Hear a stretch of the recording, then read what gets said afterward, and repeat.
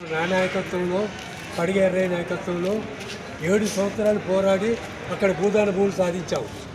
అప్పుడు ఒకసారి 2013లో భూదాన యజ్ఞ బోర్డు చైర్మన్ వచ్చి ఇంత సిన్సియర్గా ఇంత గట్టిగా పోరాడుతున్నారు కాబట్టి ఖమ్మంలో ప్లాట్లు ఉన్నాయి, మీకు ఇస్తేనే సరిగ్గా పేదలకు చెందుతాయని చెప్పి వాళ్ళంతా ఆయన పిలిచి ఇచ్చాడు. ఈ లోపట్ల నేను పార్టీలో ఉన్నటువంటి వాళ్ళు తప్పుడు పద్ధతి అనుసరిస్తున్నారని నేను రాజీనామా పెట్టి బయటకు వచ్చినాను. ఇప్పుడు ఆ పార్టీలో లేను, కానీ మళ్ళీ పేద ప్రజలు ఇబ్బంది పడుతున్నారని చెప్పి మళ్ళీ రమ్మంటే వచ్చిన. అది రావటానికి అప్పుడు పోరాటమే ప్రధాన కారణం. దాన్ని ఆ సంఘం పేరు చెప్పుకునేటువంటి వాళ్ళు జిల్లాలో 7,000 మంది దగ్గర 8,000 మంది దగ్గర 20 కోట్లు వసూలు చేసి అంత ఆగమాగం చేసి పడేశారు దీన్ని. అయితే ఒక సమస్య ప్రభుత్వాన్ని ప్రశ్నిస్తున్నాను, ఎవరైతే తప్పులు చేశారో వాళ్ళ మీద చర్య తీసుకోవాలి. ఈ పేద ప్రజలు ఫేకా, భూదాన భూమి ఫేకా? సర్టిఫికెట్ ఇచ్చినోడు ఫేక్ అయితే కానీ భూదాన భూమి వాస్తవం, ఆడ ఉంటున్నది పేదల వాస్తవం. అవి 2 వాస్తవాలు సరిపోవా? వాళ్ళు ఎందుకు కొలగొట్టారు అన్యాయంగా? మీరు చర్య తీసుకుంటే తప్పులు చేసిన వాళ్ళు మీరు చర్య తీసుకోండి. కాబట్టి ప్రభుత్వం ఏంటంటే చేసినటువంటి తప్పుని సరిదిద్దుకోవాలంటే మళ్ళీ అందరికీ కూడా భూములు ఇవ్వాలి. దానికోసం నేను ఈ శనివారం కాక పోయిన శనివారం నేను కొంతమంది వచ్చి కలెక్టర్ని కలిసాం. ఆయన లిస్ట్ ఇవ్వమన్నాడు. వారం రోజులు మా కార్యకర్తలను కూర్చోబెట్టి అంతా చెదిరిపోయారు. 300 కరెక్ట్గా 2018 నుంచి ఎవరైతే ఉన్నారో వాళ్ళ లిస్టులే తయారు చేసినాము. ఇంకా ఫోన్ నెంబర్ కూడా మొత్తం దొరకలే. మరో 2-3 రోజుల్లో ఇంకొక మొత్తం ఒక 400 18 నుంచి ఉన్నటువంటి వాళ్ళు 400 పక్కన తర్వాత వచ్చి గుడిసెలు వేసుకొని డబ్బులు ఇచ్చినటువంటి వాళ్ళు అందరికీ ఇస్తారో ఇయ్యారో మనకు తెలియదు. కానీ 18 నుంచి ఈ ఉన్నటువంటి 400 మంది ఇల్లు అయితే ఎవరైతే వేసుకున్నారో ఆ లిస్టే మేము కరెక్ట్గా తయారు చేసి ఇచ్చాము. వాళ్ళకి మాత్రం తప్పనిసరిగా న్యాయం జరగాలి.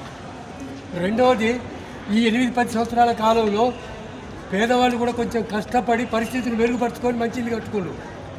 ప్రభుత్వము ఆ కొలమానాలు పెట్టి ఇప్పుడు పరిస్థితులు మారినాయి. 50 ఏళ్ళ కొంత ఈయనకు 2 వీలర్ ఉంది, పనికి పోయేటోడు కూడా 2 వీలర్ పోతాడు, మరి కూలిపోయేటోడు కూడా 2 వీలర్ పోతాడు, మంచి ఫోన్ వేసుకొని పోతాడు. ఈ పరిస్థితి 50 ఏళ్ల కింద సైకిల్ కూడా లేదు అనుకో.